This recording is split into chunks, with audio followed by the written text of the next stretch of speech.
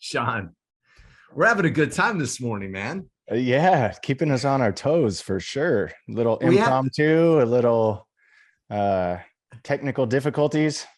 yeah. Well, and what's funny is I think it's hilarious to share if you're okay with it. So, Yeah. so we're sitting here getting ready to record, and Sean has a friend over at the or a friend or a neighbor over at the house, like, hey, what help do you need on your PC? And I see like a sliver of this guy's face, and I'm like, you look familiar. And then he's like, he looks back and he's like, Kip? I was like, no way.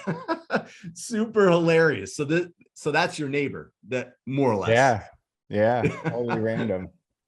That's funny. And I didn't even know he moved to Nashville. So or that area. So that's Yeah, he funny. helped us move in, and then he helped Jamie with her book stuff, with some of the like click funnel things and some of the stuff with that. He helped a ton with that, and then with like email things as well, for all of that. And so he's been helping us with that. I'm like, well, now he's my tech guy. So I needed help at the house. My whole house is Funny. automated, like everything, the lights, the sound, the everything. And I have Yeah. no idea how to work any of it. In due time, friend, Yeah. in due time. All right, man. So let's get into these questions. So we're going to field questions from our Facebook group. Gentlemen, if you want to join us, and it's a way of banding with us, join us on facebook.com/group/order of man. And if you're already a member, that's a great way to help around the movement. Obviously, sharing episodes, sharing the YouTube videos from our YouTube channel, or inviting people to join the group. What we're doing here is important. You guys know that. We know that.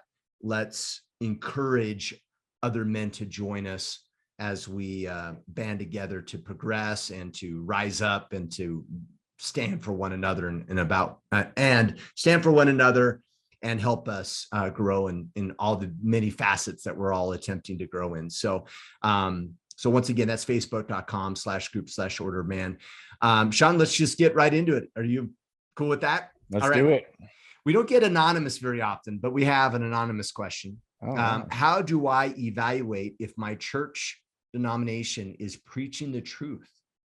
If I disagree with some tenets, should I keep looking until I find the quote unquote right church? Wow. My answer would be to pray about that. You need to get a feeling, go with what feels right. And then I think confirmation will come. I think it's rare that it comes instantly. I think you have to go, you have to be a part of it. You have to interact and be involved in whatever church that is and in their teachings. And then as you are reading through scripture and praying and through that search, if it feels off, then maybe you try some other churches. Maybe you try some other things. You ask other friends who seem like they have in their life what you want in your life, and then you go with them and see what happens there. That, for me, I can only give what happened to me, because the church I go to now, I'm a convert to. I grew up Catholic. And then I actually got baptized in a non-denominational church when I was like 13. And had a belief in God, then strayed from any church. My family, I have a dad who believes in God, but not in organized religion. So obviously I was in an environment that could be pretty confusing. And so in my mid-20s, my wife and I started looking for a church to go to, and we just started going different places.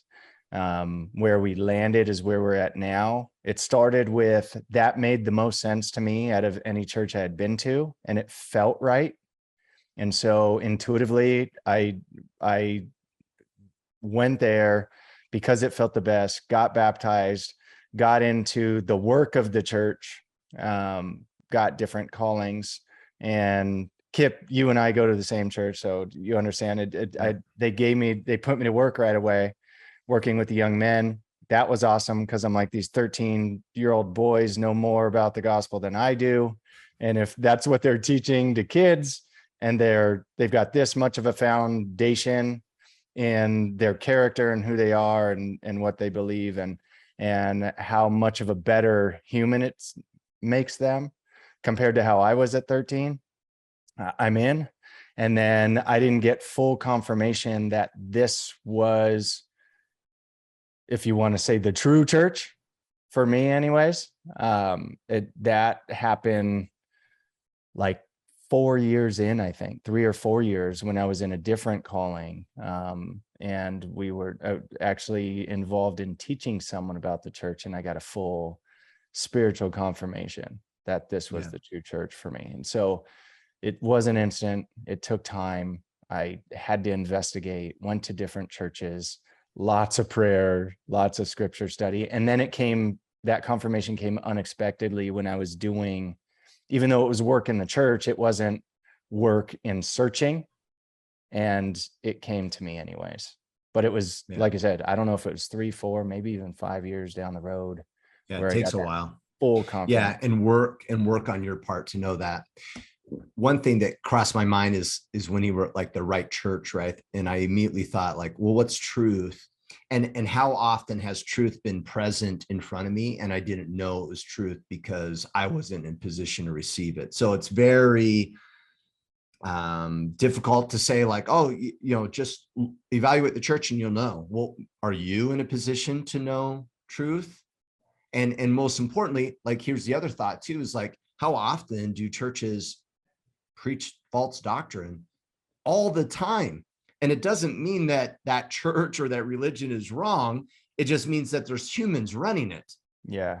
And there's going to be constant things that get taught all the time. And I even feel that way all the times. Like, I'm at church, I'd be like, that's not completely accurate, right? Or there's some bad teaching happening and thought process. And thus the importance, to your point, Sean, of the importance of your own testimony and your own affirmation of what is true and what are you doing, agnostic of the organization or the church, because you're going to get people preaching stuff all the time that's not true. And there's the balance, right? Because I could imagine, right, if both of you and I were going to church constantly and it was blatant wrong doctrine being taught all the time, you'd probably bail, right? You'd probably go, hey, you know what? The percentage of false doctrine being taught versus the right stuff is not good for my kids and family, and I'm exiting.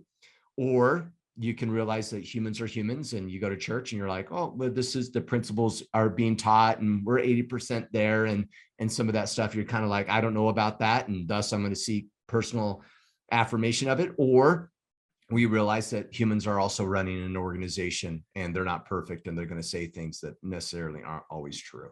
That's the importance of your own personal testimony. Yeah. Jordan Peterson, I heard him say that it's the belief, your belief in something is what makes you better. And so if you believe it, and you're better off in life if you believe in God and if you follow the teachings of Christ or whatever it is, than not believing anything. It gives you hope. It makes you a better person. It Higher gives you purpose. accountability. And puts you in a position where you're going to be constantly trying to improve yourself, because that's the doctrine being taught is what you should do. And so you're much better off with it than without it. And so regardless of where you're at, if you're doing it that way, as opposed to, and I had this thought as you were saying, that if you're in any church and you're trying to find the flaws and you're trying to find what's not true and you're trying to find what's wrong, I think you're going to find that, and it's going to make you less happy. It's going to make you. It doesn't matter what church you're talking about. And so I think the key is to be in there, look for what's right. I mean, if it starts to feel way off and that's uncomfortable, then look elsewhere. But if overall the teachings are going to make you better and put you on a better path in your life than where you're at currently, then that's good. Yeah. I'd like to riff on this just a little bit. One distinction, we were down at the lake over the weekend and we're talking to our neighbor. They have different religious beliefs, and we're chatting about the church and different nuances, things that they don't understand. And when I used to teach young men's and young women's. And when I I can't remember like what lesson it was in the Bible, but I latched onto this concept and I was like, oh my gosh, like this is so critical. And so I always actually come back to it constantly, even with my own children. And we are sharing it with our neighbor friend over the weekend, that there's a major distinction between social, an organization that might comprise of a religious organization, and the gospel. And those things are not the same thing. And it's super, super important.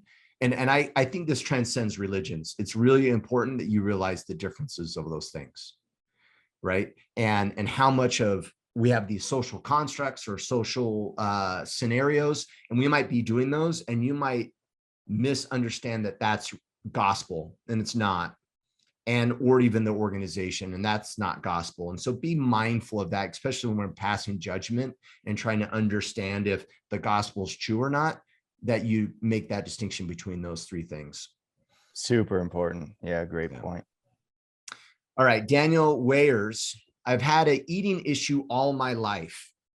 I got on track for a few years and dropped 50 kilograms. But this year I've lost both of my male role models, both of my uncles. I've gotten right off the rails.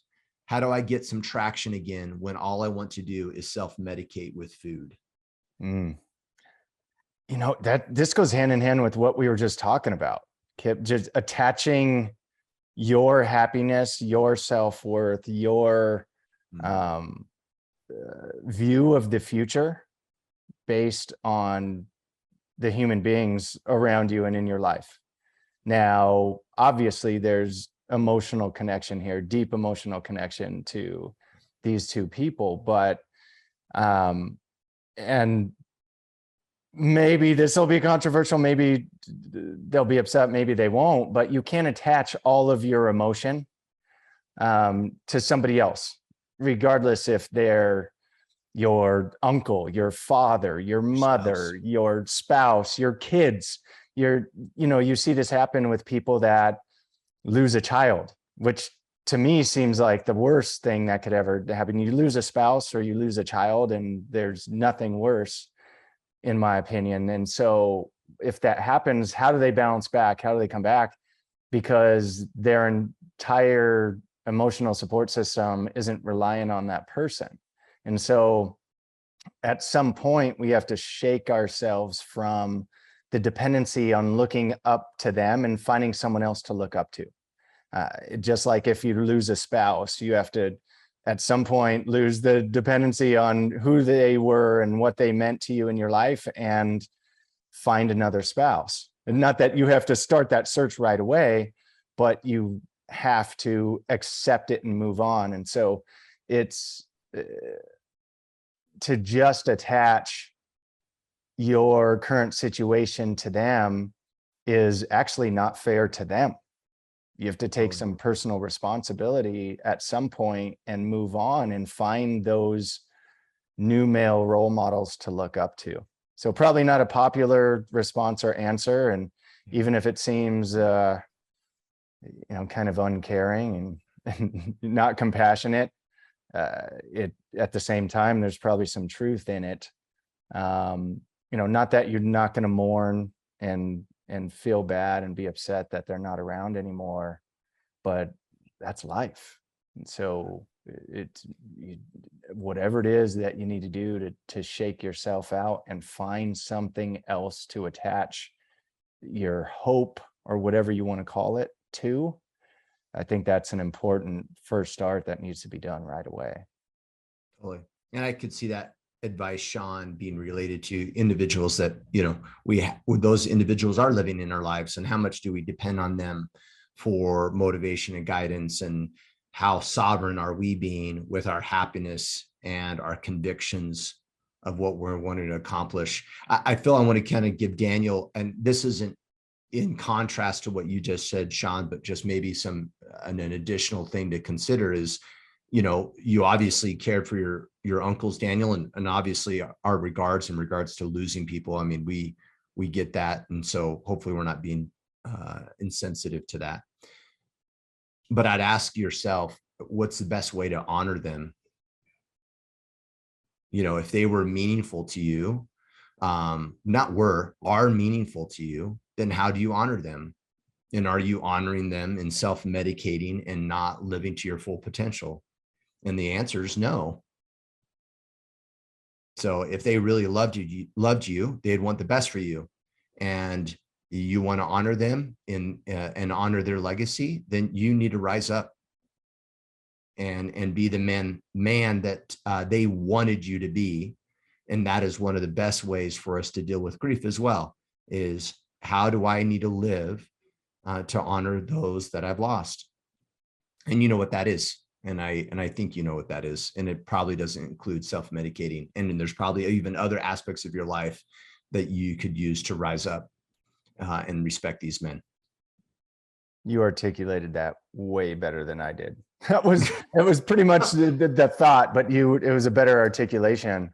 No, but I really like the idea that we get attached to people and we lose ourselves in them, right? Yes. Like you see this with probably more particularly with mothers, it's like they end up, the last kid leaves the home and they're like distraught and depressed. Why? Because their identity surrounded and their purpose in life was surrounded around raising a child.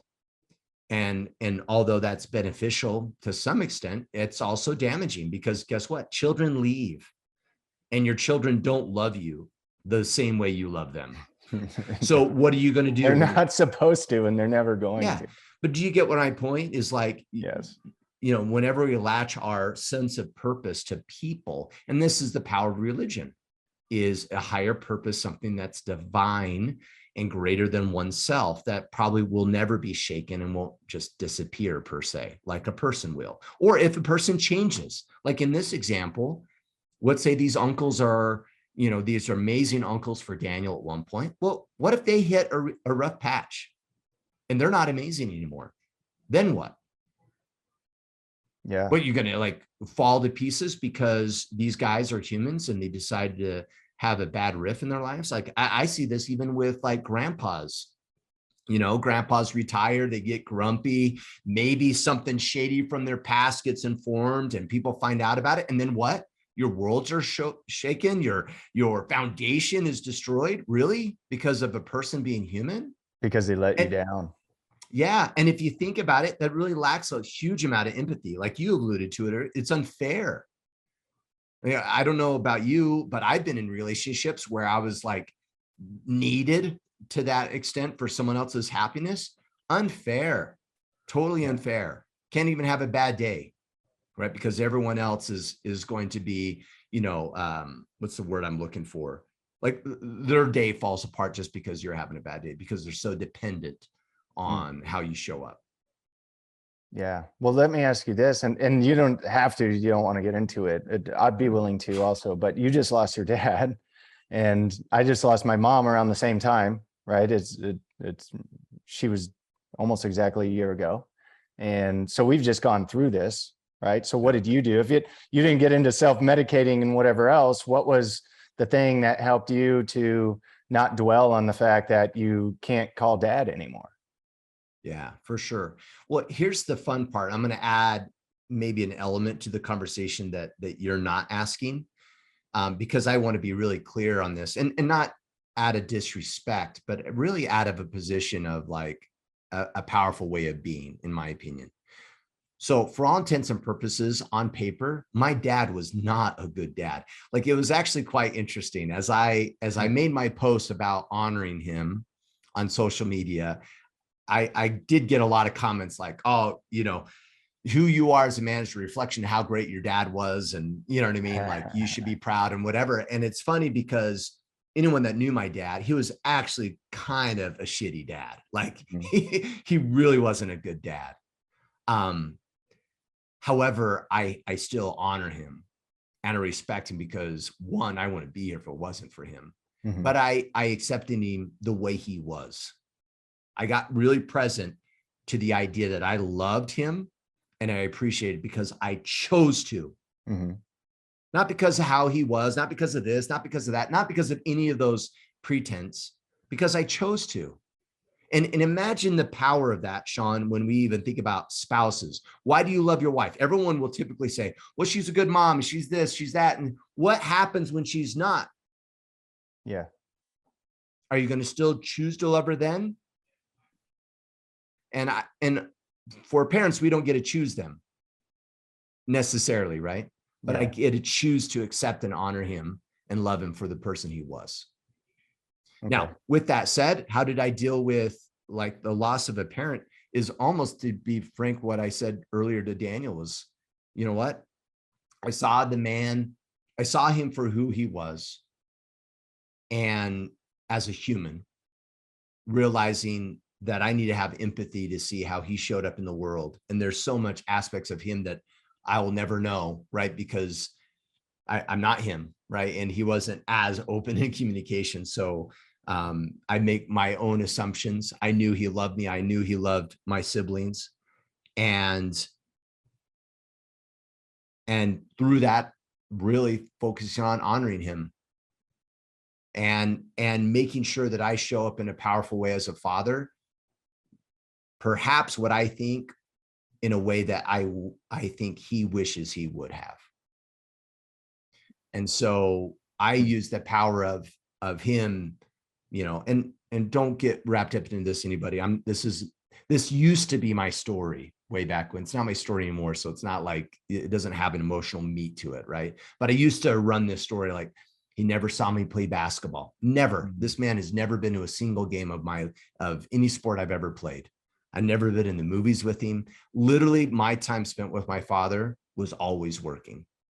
If I wanted to spend time with him, I had to go work. That is how you spent time with him. We never had quote unquote fun. And I can use that and go, do you think like the probability of him being on his deathbed and probably regretting putting work before his children, we can probably all assume that that was there. Because in the end, guys, all that matters is really our relationships that we have with people, not the homes, not the money, not any of this other stuff. And so there's a high probability that he wishes he would have.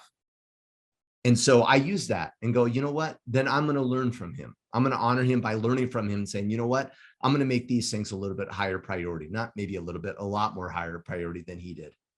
And I'm going to show up in a way because that's probably what he would want. How about you? Yeah. You answered it, even though it was a different answer than I think most people would expect.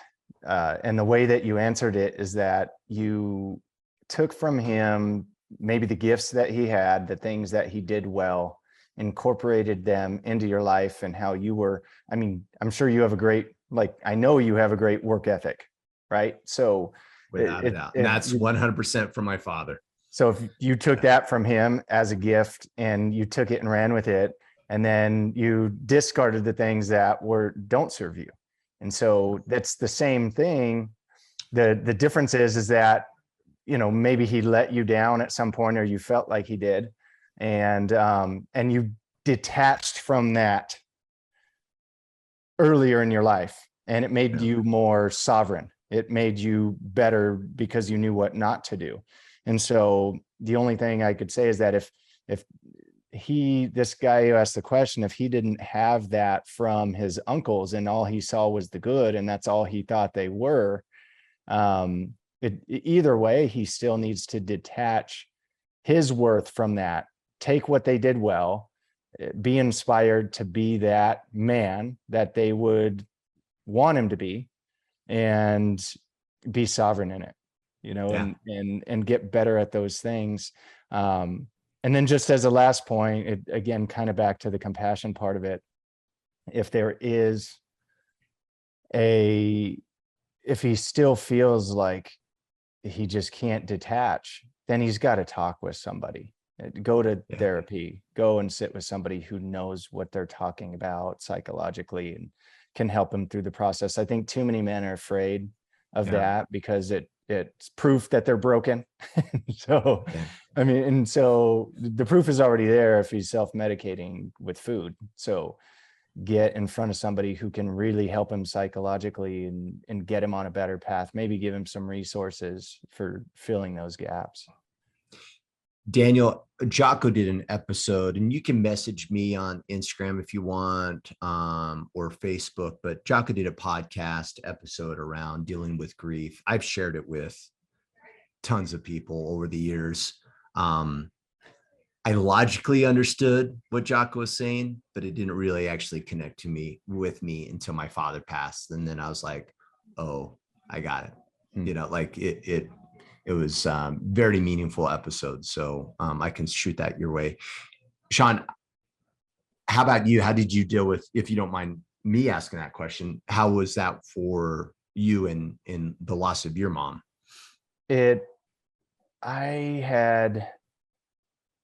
My mom and I were best friends. So mine was a little different than yours because up until I got into my early 20s, super close. I was the oldest of 3 and she was a single mom. And so I was kind of more the father figure in our household. We were super close. We were best friends. You're the older brother I hated. Yeah. Yeah, probably. It's funny because my brother and sister call me the golden child, like it's kind of in her eyes, I guess. I got that title too. That I could not do wrong in her eyes to them, I guess. And so we were super close. But then we weren't super close in that sense once I started a business, got married, had kids. Because you were replacing her. Yeah. And Ryan and I think it was a few weeks ago, actually talked about this in one of the podcasts, and of how I had to have the difficult conversation with her at one point of, hey, like, look, I'm not, like, you're not number one anymore. Yeah. And that was really difficult. But in saying that, because we were so close, because we were such great friends and I respected her so much, I was deeply attached to her emotionally. And so when she passed, one thing that was helpful is that she had cancer, and it was a very difficult, painful cancer that started in her face and ended up in her lungs. Literally, where like a big chunk of her face fell off, like decomposed, and through those couple of years, and excruciating pain and that sort of thing. And so when she passed, it was almost like a relief, so that she wasn't suffering anymore. That was helpful. The second part was that I always honored her in, even if she didn't agree with how I parented and everything else, the type of man I knew she wanted me to be, whether she understood it that way or not, is who I was being by fathering the way I do, everything, even if she didn't totally agree with it. And so because I detached before she passed, when she passed, I didn't attach my emotional well-being to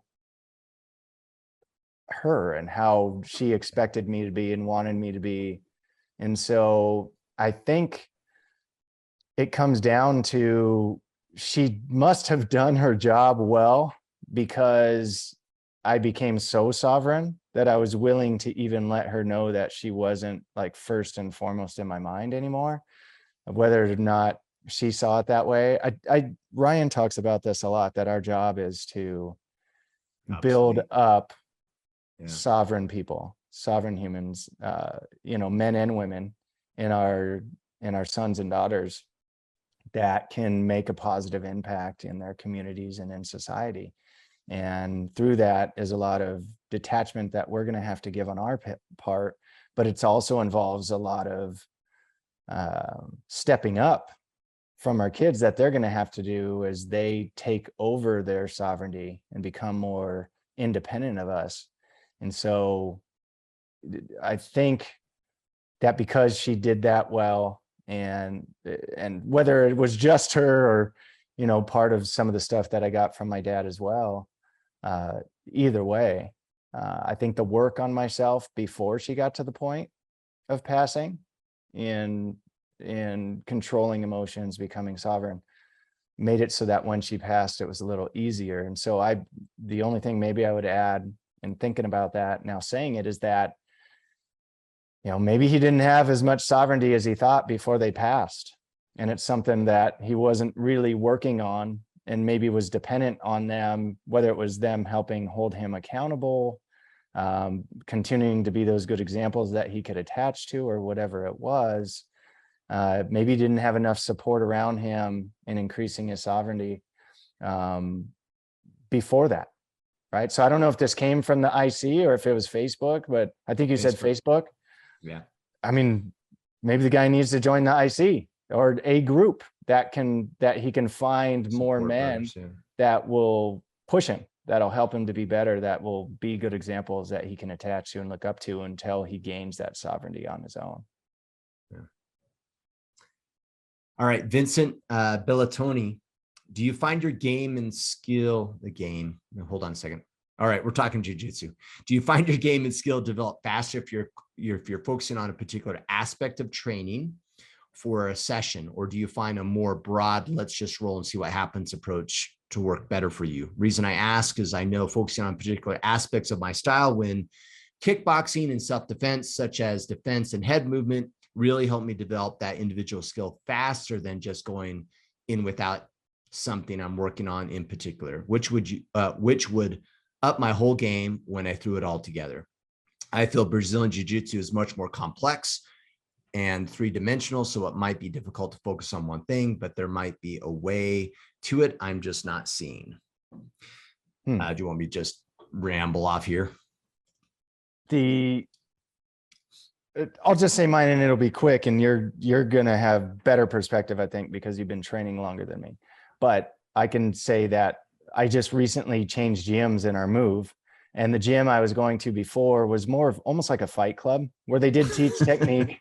My sensei there he was like a 6-degree black belt in Japanese jiu-jitsu, and like I think 3rd or 4th degree in Brazilian jiu-jitsu.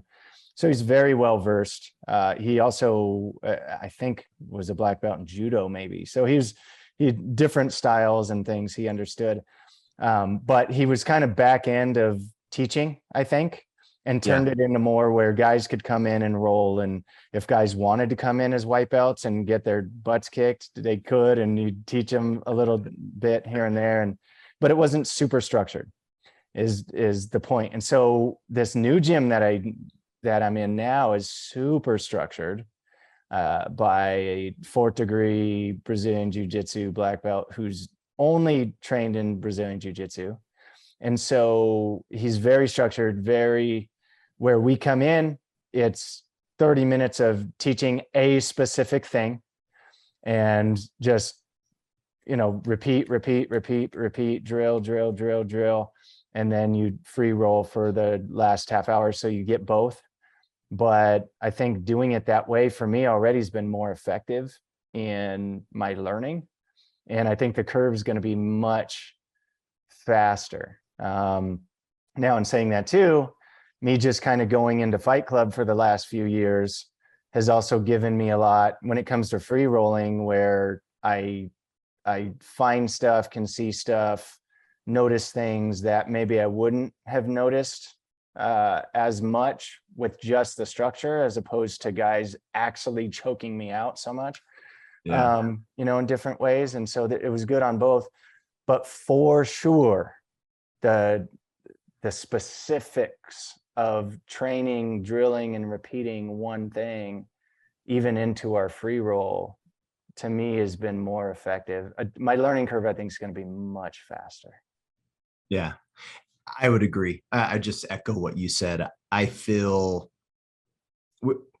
don't get me wrong, open rolling and just free rolling is amazing, but it becomes more creative. Yes. But creative based upon what? Experience. Yeah, exactly. So if you have minimal experience and you're quote unquote free rolling, there's not much artistic creation occurring because you don't know anything yet. So that's going to become more valuable the more you train, and creative thought process and your own entries and your own submissions start showing up, only because you were focused in on learning other detailed aspects of jiu-jitsu. So to your point, Vincent, I think you focusing on a particular submission or position is spot on and actually highly valuable. And I would recommend it a lot, especially early on in your jiu-jitsu. The way I see it, it's always like when I used to compete, I'd always like work it through in my head that, all right, what are my 1, 2, 3, 4 options standing up? Like, what am I looking for? All right, if I get side control, what's my go-to 1, 2, 3, 4? And then if I choose option 2 and they counter, what's my 1, 2, 3 counters to their counter, and etc. You should know those. Like, those should be kind of flushed out in your mind, certainly early on in your jiu-jitsu, of like what's your go-to moves. And then what you'll end up learning is, hey, okay, I'm really amazing at guillotines or footlocks or whatever.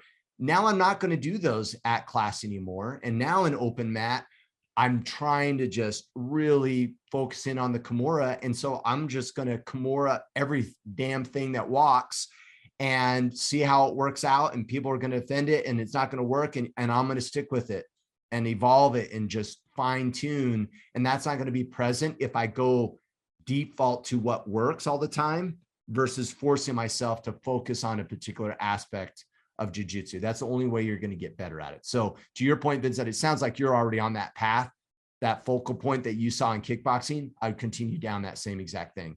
And the only last thing I'd add, I used to train under Vitor Shaolin in New York. In fact, I got my blue belt from Vitor, 11 years ago, 10 years ago. And Shaolin always taught a particular way to break the guard and pass. And I never did it. Like, he would teach it and I would like not do it. And I remember in class once, he's like, you know, in his Brazilian accent, like, what are you doing? You know, like, why aren't you breaking the guard like I teach you? And I told him, I'm like, because I get swept. I always get swept whenever I try that. And he's like, well, you get swept because you're not committed to trying it. That's how you don't get swept, is by doing the thing that sweeps you all the time. And eventually you learn how to break the guard and not get swept in that particular position. But my mindset at the time was survive, don't get swept. So I wouldn't try certain moves because I didn't want to get swept. Yeah. And it's like, it was only in the failure of being swept that I learned not to get swept in regards to that guard break and pass. Now it's like my number one guard break and pass. Like, that's how I break the guard and pass, that same exact way he taught me, that I was so unwilling to try because I got swept all the time. Wow. How long do you think you stayed in one idea? What do you think's kind of the longest, right? You were talking about maybe if it's Kimura, if it's whatever it is that you're working on. I think it changes based upon your obsession with it, and as well as your school and how quick they've latched. Because let's be frank, what happens is you get in these bubbles in your school and you know the guys' stuff, right? So I have to watch, like, Jason South will calf slice me constantly over and over. So I'm rolling different with him because I know that game, versus if I was a brand new guy coming into school, right? My perception would be different. And that also benefits us because now I'm countering that submission that he's amazing at. And now I'm making him work harder if he really wants it. Yeah. And so I don't know, man. I think it depends on how long you've been training. I've been That's why I asked you how long, because like for me, I'm new, I'm learning all the time. So I'm not going to go in with something like you're saying as often, or really, quite frankly, much at all, because I'm like a sponge.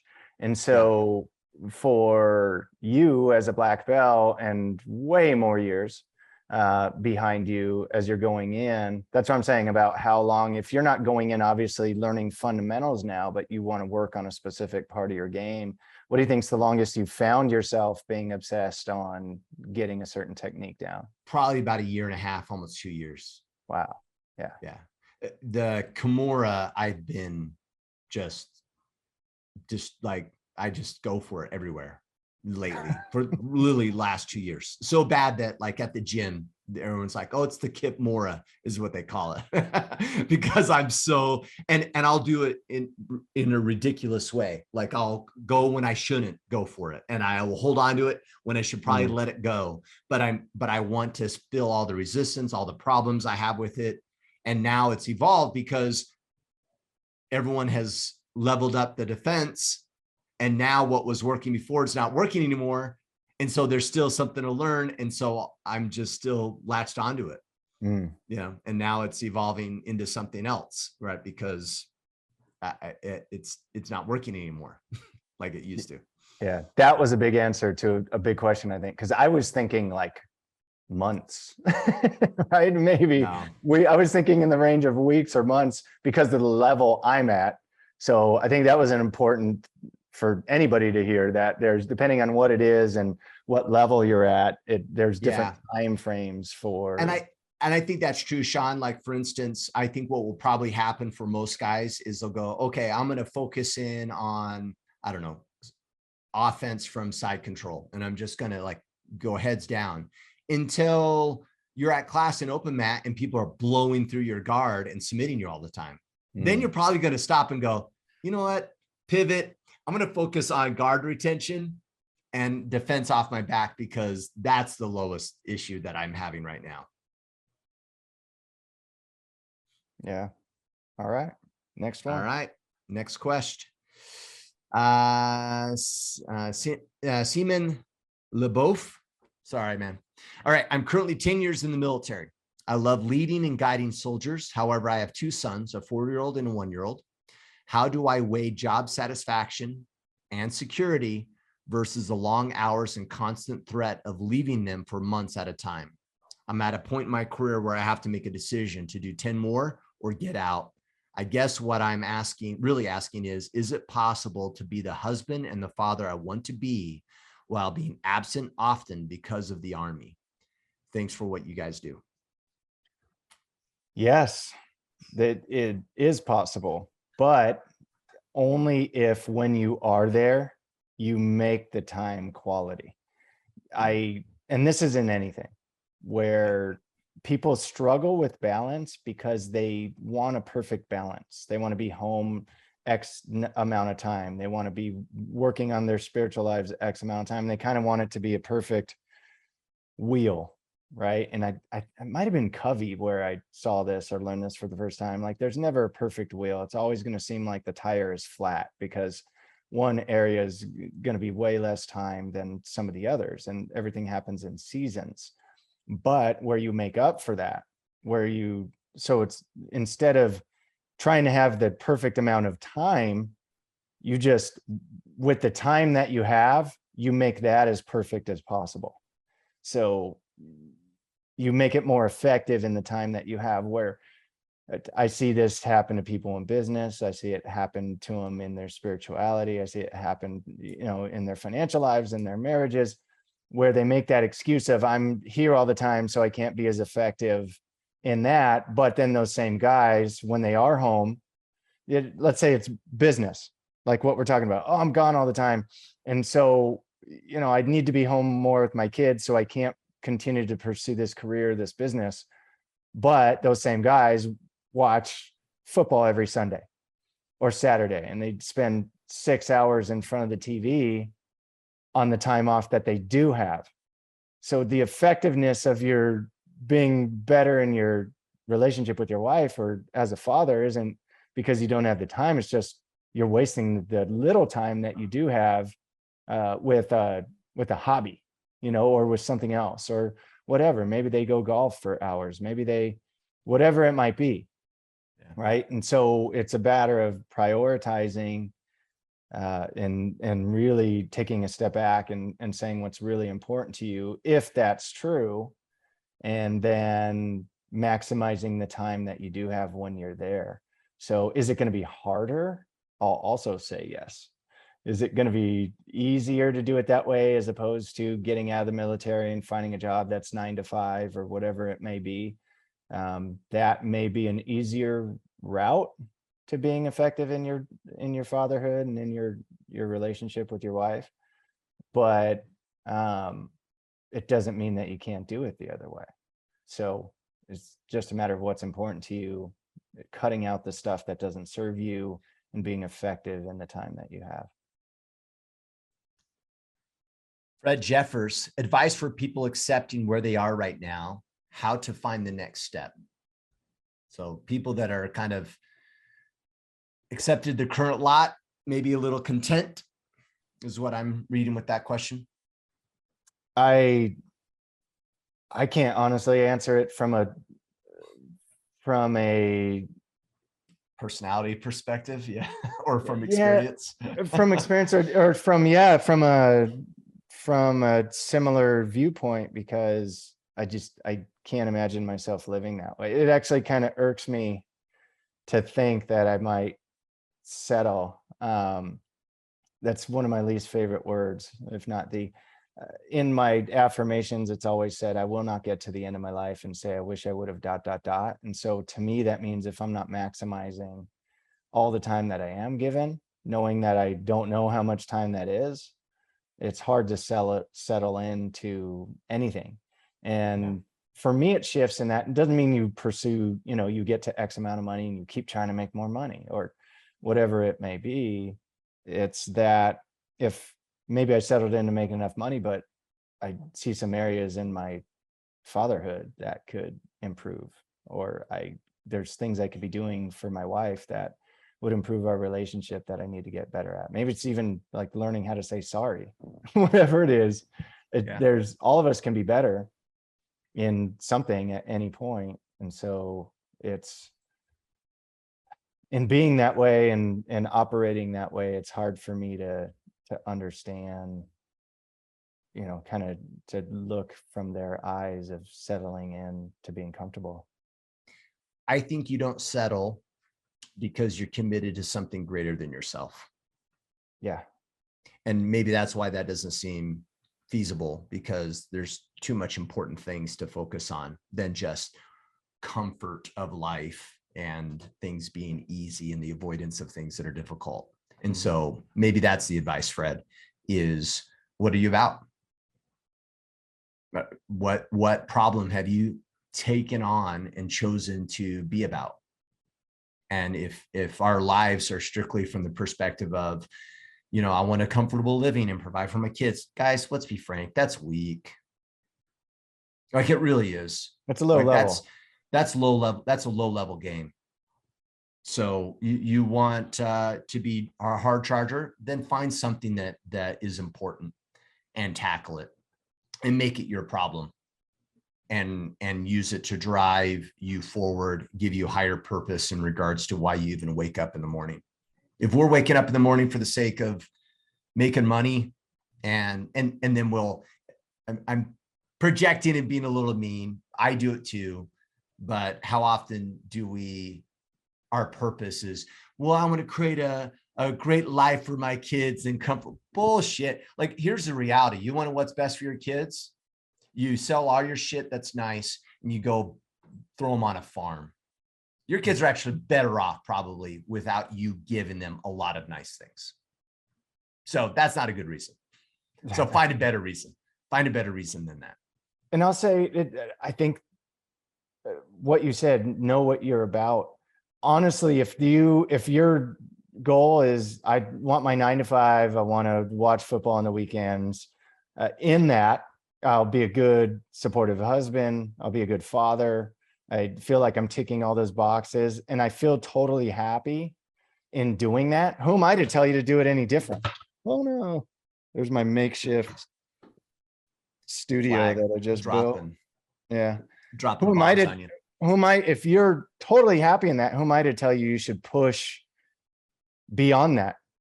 If you feel fulfilled in that, awesome. But I don't think you'd be asking the question if you feel 100% fulfilled in it either. And so if everyone's different and all of our levels of play, just like I couldn't have a meaningful conversation most likely with Elon Musk because his brain works totally different than mine. That doesn't mean that I'm less than him or more than him or anything else. It just means that different things are going to make him happy than me. And so if I can feel happy and fulfilled, that's on me. I think it's, and if so, great, then there's no need to compare to somebody else. And so I think just be careful of the comparison trap and make sure you're focused on happiness and fulfillment more so than what everybody else is doing. Peter Wesson, how have you personally observed learning about Jesus can help you grow in manliness? For me, it's the ultimate example. It's what we were just talking about, and pushing myself beyond my comfort level now, knowing I can be better. And that if I'm built in the image of a heavenly father that loves me and wants me to be my best, then it's my duty to fulfill that. And Jesus, in coming to earth and being the example, and when you say manliness, I think in being able to turn the other cheek and being able to not be quick to anger, and being able, now it doesn't mean he never got angry, because there's definitely passages in the Bible where he got angry, like when he turned over all the tables in the temple, right? And so not, but being quick to anger is the difference, right? And so those things makes me want to be better. But then I think you also need to have humans in your life that are good examples to attach to, because Jesus was perfect and will never be that. Hard to relate to him as much. Yeah. It's unrelatable. Yeah. So you need to attach to other, humans that make mistakes as well. But the fact that he is perfect, and that, not in this lifetime, but maybe beyond, we can be better, is just, it keeps us focused on doing more with our lives now. Yeah. One thing that came to mind is just his dedication to service. It was all about serving a greater cause and serving individuals. And so I don't know how that's not manly. I mean, that's so manly, it's ridiculous. So his service to others. Yeah. Yeah. Well, and that's another thing too, like for him, that was as a child, right? When they lost him and then they found him in the temple preaching, that as a child, he wanted to serve others, obviously, in that, from what little we know of him. That's different than us too, most likely. Most of us are going to grow up with more kind of selfish things. We want, whether it's to make money or whatever, but as you start growing and becoming more manly, you start to, I guess, how would you call it? Unattach, detach, from things that are temporal, and you tend to, in maturity, attach more to, like you said, and serving other people, what things can make a larger impact and eternal perspective. Yeah. I that we should write a book about Jesus, the true Stoic, and then just grab all the Stoic principles and examples of him being a Stoic, because he really was, in many ways. But all right, Jeff Green, how to overcome being a procrastinator. How do you do it, Sean? I'm a procrastinator. But you make yourself. Hello, my name is Sean. I'm a procrastinator. Yeah. Yeah. But you make yourself do it when you don't want to. And you overcome procrastination with action. I used to say all the time, jokingly, procrastinate later, but it became a mantra of mine. You have to catch yourself when you don't want to do things. And so be aware of that. And then know why, know what you want, knowing, as you said earlier, knowing what you're about. And if you know what you want, you'll allow yourself to put things off less, because in knowing what you want, you're always going to be pushing for more. And in that, the list piles up if you don't tackle it. So instead of putting things off, you just kind of jump into action. Doesn't mean that you'll be the most effective in which actions are the best ones to take immediately, but action's better than inaction. Yeah. So it's I'm overly analytical. So for me, when I think about procrastination, I get clear on like, why am I avoiding this? Why am I procrastinating?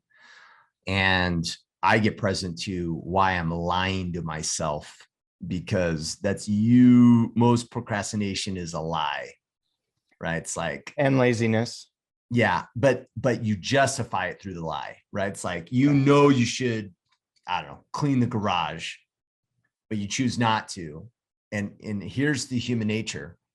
You'll do it, or you'll explain why you're not going to do it to yourself so you can live with yourself. That's a good point. That's a very good point. You'll have to go, well, I'm not going to clean that. Like, you'll run a story. You'll literally like lie to yourself to justify doing something that you know you should go do. And so then ask yourself, what's the impact of lying to yourself? I mean, it's really screwed up in the brain if you really think about it. You know you should do something and you have to lie to yourself to justify it. So one habit that I've latched onto in the past is the minute I have to start explaining, or the minute I have internal dialogue explaining why I'm going to do something, is the trigger of just go do it then. Because I know I'm in the realm of losing my honor and integrity if I have to explain it. So then just go do. And you do it every damn morning. I used to do it all the time when my kids would cry in the other room when they're babies, and like baby's crying and my wife's laying right there and she's sleeping, and I know I should get up, but I don't. What do I do immediately?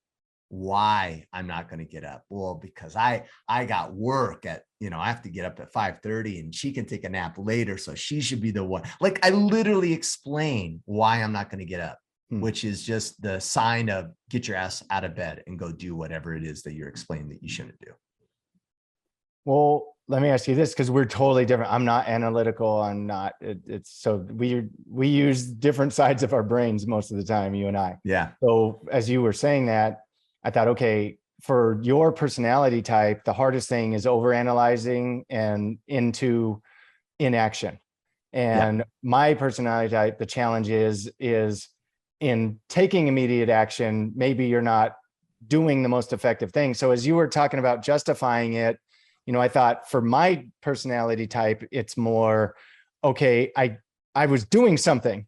And because I was doing something, I couldn't do this other thing I knew needed to be done, even if I know this other thing's more effective or more important.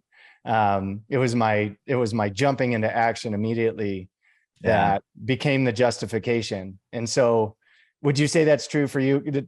For me, I just had that thought as you were saying it, that my justification is I'm doing all this other stuff. So for you, would you say for your personality type, so for me to overcome that, I have to be more effective in my pre-planning and my after action review to make sure sticking that to the plan. Yeah. So I have to be better at plan. I have to make myself do that more often so that I don't procrastinate as many things. I have to make lists. I have to make sure I'm working on the most effective things. So for you, what did you have to do to overcome overthinking and taking that action? For me, it's just getting present to how I'm being as a person if I procrastinate. Like, I'm kind of the stick kind of person. So if I think about this and go, wait a second, if I'm lying to myself, I'm out of integrity, this is hurting my self-confidence, then it's like, then I shouldn't be doing it. Like, it's not about that lie that I came up with. It's actually, there's bigger impact at play if I don't take action. And so I need to move. I'll use an example. A good friend of mine, or I've had a couple of friends that are this way. So now I don't have to call out names here, but they will procrastinate certain things because they're in the midst of it, right? It's like, oh, well, I'm with my friends or I'm doing my thing. And so they'll end up pushing something off because they're busy in the moment. Well, what is that doing to the relationship and your integrity and your reliability from other individuals? It's destroying it, right? I can't rely on Sean, and I'm not saying this, Sean, about you, but I can't rely on Sean. Why? Because he started working on ABC, got distracted, didn't get that thing done that he said he'd get done, and now he's unreliable. Like, that's what's at stake. And so when I get present to what's at stake, what's the impact of this action, I get really motivated quick to like get present to why I need to stick to the plan, why I need to do what I said I would do, because I don't want to be unreliable.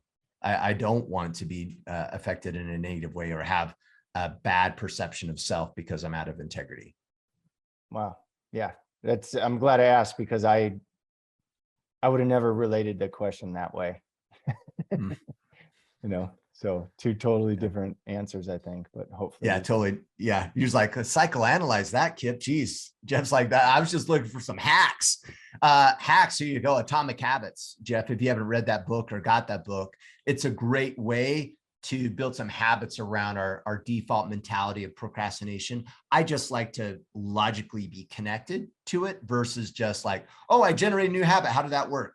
I don't know, but I have a new habit. Like, I don't know. I like to understand what's really happening, and I don't know, maybe it's a control thing. So yeah, The Power of Habit too has that. Both of those books have a lot of really good tools for different personality types to help you overcome that and plan better. Yeah. All right. Last question. Greg Perkins, when do you know when it's time to say enough when it comes to personal goals and success? And I thought this was a very interesting question because I'm not 100% sure what he means. Like, say enough, meaning like you're accomplishing too many personal goals and success is just so great that I've had enough of it? Or is it my life's mediocre and enough is enough and I'm going to level up and accomplish some personal goals and have greater success? It's probably the latter, maybe. I don't know. It kind of comes hand in hand with the one we already answered with settling. And when do you just kind of ease back? And it's, I think for certain personalities, enough is never enough. It's just a matter of making sure that you're doing that in a healthy way instead of a destructive way. So we all know people who, in the pursuit of things or titles or glory or whatever it is, that have destroyed their lives along the way, that just have a path of destruction behind them. And maybe they're super successful in a thing, but a mess in the things that maybe someone else would feel is more important. And so if you're that personality type, I think it's more important to make sure that your pursuits are healthy. And for somebody who's not built that way, I actually think it's the same, that but in a way where, are you in the pursuit of trying to be super dad? Is it too much? Do you neglect other things that maybe your kids are down the road going to, be mad at you about? What did I hear this in the other day? I was listening to something and they were talking about a mom. This might've been the Ask Me Anything with you and Ryan, and somebody asked it, like, they were mad. Of course, man, you guys are my favorite. All I listen to. So I think someone mentioned that somebody asked the question, they were mad at their mom for, always doing something for them or letting them play video games. And they were mad that the mom let them play video games their whole life. And then after, learning from the mom later in their life, they found out she did it because she didn't want to disappoint him. She wanted him to be happy. And in that pursuit of wanting him to be happy, let him down because he never learned how to be a man. He never learned how to be sovereign. He didn't have any life skills because all he did was play video games as a kid. And so now he's mad at her for trying to make her happy, right?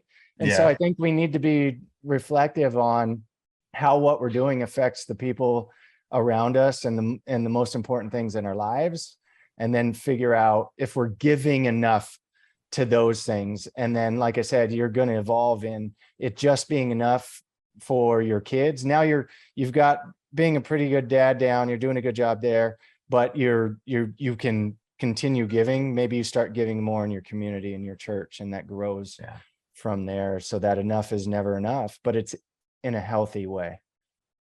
I've always used this thought that we will all learn ultimately what we need to learn. The question is whether it's on our deathbed or through heartache and suffering and pain, or we proactively decide to learn. Like, I really feel that. And so I focus on, like, how do I preemptively learn these things so I don't have to sit back and let the poor decisions of my life eventually teach me the lesson the hard way. And by the way, teach me the hard way with lasting impact of all the bad decisions I made affecting everyone around me at the same time, right? How do I learn those without the suffering of others? So let me ask you this. Has that been present for you, Sean, in your life where you came to enough is enough and I need a pivot because the world is forcing it on you, or you got to a space of humility that it almost kind of forced your hand to rise up? Yeah, I was just talking about this with some friends a couple of days ago. They asked when it shifted in our life, or no, we were talking about being competitive, and we were talking about like I have friends that are billionaires. I have, friends that make multiple eight-figure incomes and things like that, that to most people seem ridiculous. And to me, like I was talking to one of my other friends who's in that same world, and he's saying, like, I'm so competitive. I just want to, that pushes me to do more. Like, I feel like a loser almost if I'm not. And then he was asking me, like, you don't seem like it bothers you as much as it bothers me. Why is that?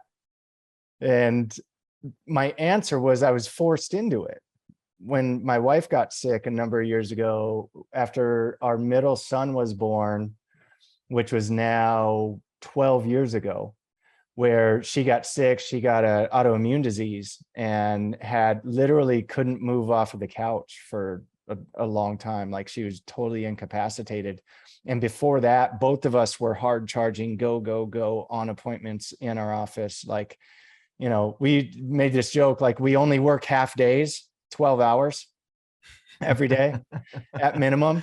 And, but it was way more than that, actually. I mean, it was like we slept 6 hours, and if we weren't sleeping, we were working, and our kids were kind of in tow with that. And so she got sick. It forced me out of being able to do all those appointments all day long and not being around as much and whatever else, even though we told ourselves we were going to do that and shift and be more balanced. We still, by force of habit, we're so stuck in that way. And then this forced us out, where I went from hard charging to at minimum. I had to help her because she restructured her diet. She didn't want to just take drugs to mask the symptoms and not actually cure what was going on. And so she had to cure her gut and heal her gut and reattach some of the sensory issues that had happened in her bad diet. So she did that through diet. In that, I had to prepare food and help her prepare food for minimum 4 to 5 hours a day, every day. And so that became more my job. And then I had to take on all the stuff with the kids. And then I had to take on, the running of the household and everything. It became where now she still could pick up the phone and do a lot of business things, and she still did that. But I was forced into doing all this other stuff. And what it did was it made me now focus more on the kids' things, and now focus more on serving her more and getting out of myself. And that very thing of doing the appointments was the thing that made me feel like I was presiding in my home and being a provider and protecting my family, right? So the protect, provide, preside, that me being nonstop in my business is what, and pushing to enough not being enough was me thinking I was fulfilling those things. But then her getting sick and me being thrown into not being able to work. Fortunately, financially, it didn't affect us at all, and we were still able to increase our income and stuff, but it wasn't as fast. And so I had to become what my friend Ed calls blissfully dissatisfied. And now, as long as there's growth, now that's the important part. So as long as my business was still growing, as long as we were still achieving, I wasn't failing. Now, could I be doing it faster? Could I be doing more? Yeah. But at the expense of what? And so if it was at the expense of my wife's health and our kids, well-being, especially emotionally, and I couldn't answer yes to that, then I had to make that shift. So yeah, we were super humbled, thrown into it. And then it went to where I had to make another shift of, okay, am I too heavy now in just doing the stuff with the kids and just doing, these other things? Yeah, we're still growing, but I don't feel like I'm reaching my capacity. I can serve others more, I can do more, I can, increase more, and I could actually get into competing in some of these other things again. And then that's actually when I joined the Iron Council, which is now, I think, close to 3 years ago, hitting a plateau. Now, in saying that, my plateau is like I said, we didn't become destitute. We weren't hurting for money. We weren't like, those things were fine and completely financially independent a lot of years ago, and a lot of years before that even happened in my life. So it wasn't out of necessity of money that I kicked back into trying to make more money again. It was just that I could. The capacity was there, and I didn't feel like I was living at my full capacity, and that's not okay with me. And so but now I'm doing it with a better sense of balance, knowing how to prioritize, way better habits, knowing when to drop something that's not important so I can focus on what is. And that, honestly, I don't know if that would have happened without really what was a tragedy. I mean, that was the hardest part of our life, for sure. I didn't do it any justice in the explanation of what happened and how hard it was and how bad it was for 3 or 4 years.